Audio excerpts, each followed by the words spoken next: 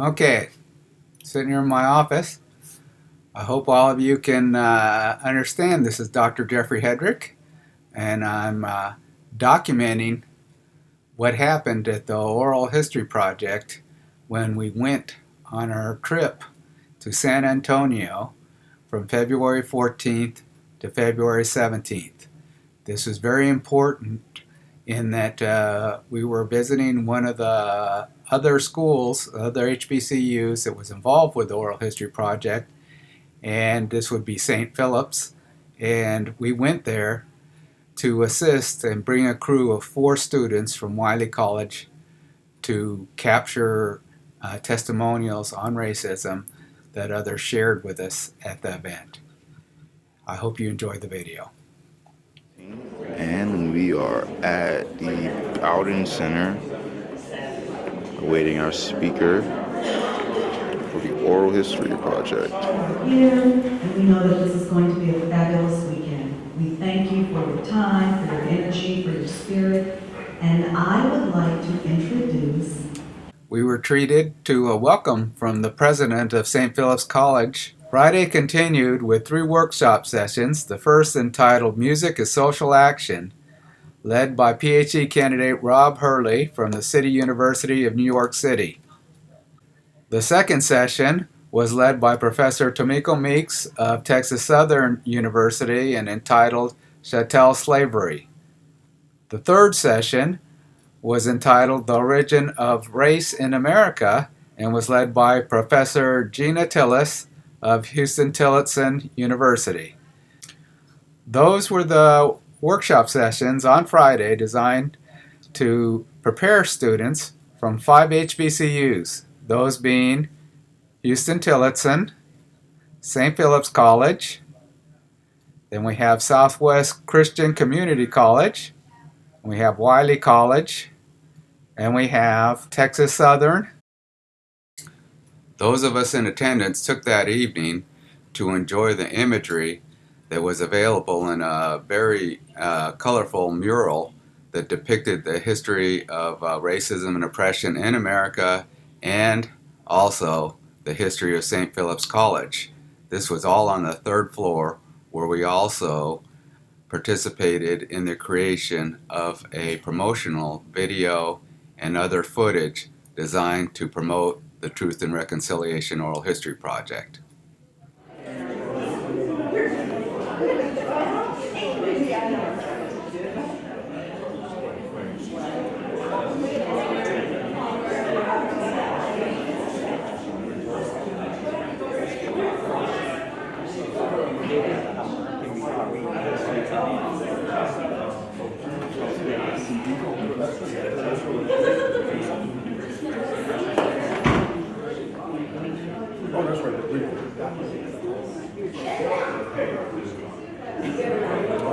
The next day was the event that Reverend Steve Miller had been promoting with signs and with advertisements, and there were greeters out in front of the Sutton Learning Center to greet those in the public who were coming to share their experiences concerning racism. So what is street legend? A family.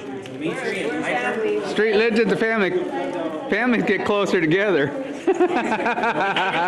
There you go. I see. So what brought you here to St. Philip's College today?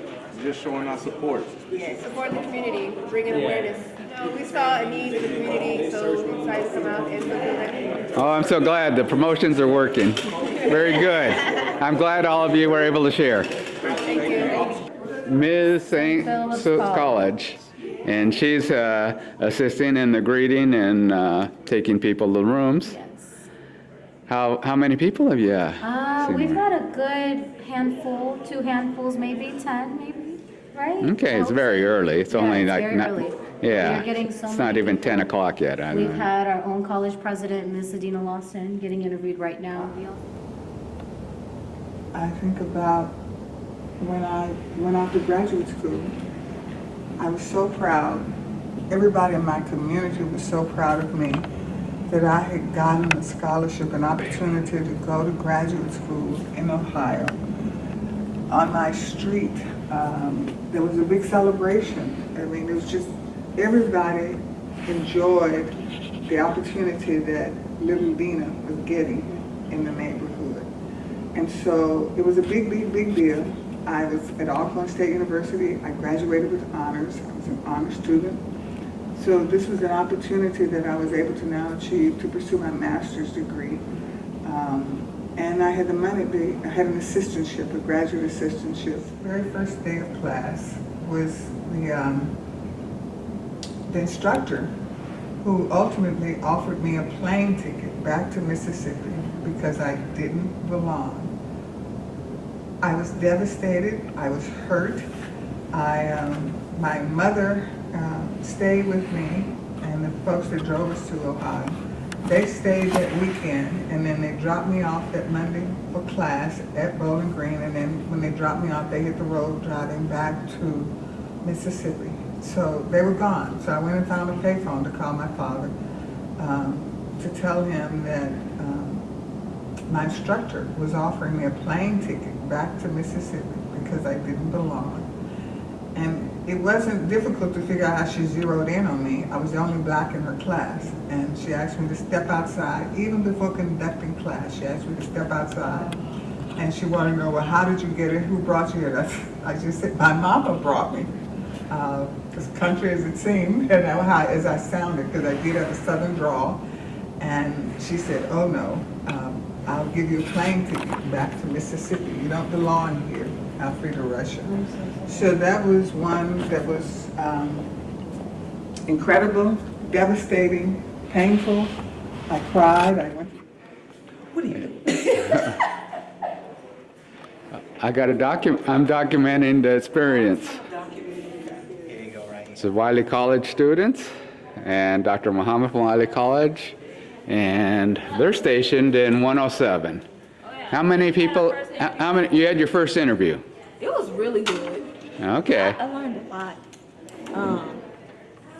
He was actually one of the first black students to get accepted into St. Mary's. But then a young lady ended up actually graduating from there. So yeah, it was really interesting. I learned a lot of history just now. Well, hopefully it's one of many more that you'll have today. Okay. See you later. And that is Dimitri, and that is Chris. Chris Williams and Dimitri Books from Wiley College. How long you been waiting for an interviewer to come by? Like 30 minutes, I imagine. Yeah? But You're raring to go? Oh yeah, prepared, set. Oh yeah, is that right? You know what you're going to ask him? I already know. yeah, he's interviewing the next one. So You've been taking turns, right? yeah, it's his turn now. Okay, It's his just turn to making change- sure you're doing it right. It's his turn to change someone's life. Oh, So I see. How many of each have you done? so far we've done two, just two. Just the two? Yeah, but they were really good. Everything's been working out the way it's supposed to. Oh, how is it supposed to work out? And just with genuine energy and love. That's how it's supposed to work. Genuine energy and love Okay. and HBC unity. Is that- People in one place to pray about the direction that we should take in racial reconciliation. We're going to ask God to help us. That's what we're going to do. That's the bottom line. We're going to ask God to lead us and to help us, and that's a huge endeavor. When we finish with that, my goal is to take this curriculum that I'm developing with Dr. Helsel and someone else that we're trying to hire to write this curriculum, to immediately go into the churches, to start organizing churches, so when people come out of their prayer service, they'll immediately be able to go to their churches, read about what racism is, get the correct definition, encourage them to be involved, and then unite and organize them with other churches so people can actually start working on the issues that matter, and opening up the lines of communication between white people and black people and Hispanic people to really start talking about this in a way that's constructive instead of a way that's destructive. Okay, that's number one. Number two, instead of doing this one annual event that we do every year where all of you come to one place, my goal is to have each university organize their own Oral History Collection Day. Okay? So right now we have 10 universities, 10, 11 universities on this. We got 50 stories yesterday, so instead of getting 50 stories, we can get 50 times 10 stories in one day. That's 500. Okay? But for me, even though that's a big deal, the biggest deal for me in that is this. If it's the training of each individual campus, the students on each individual campus, training them how to be community activists and organizers on their own campus.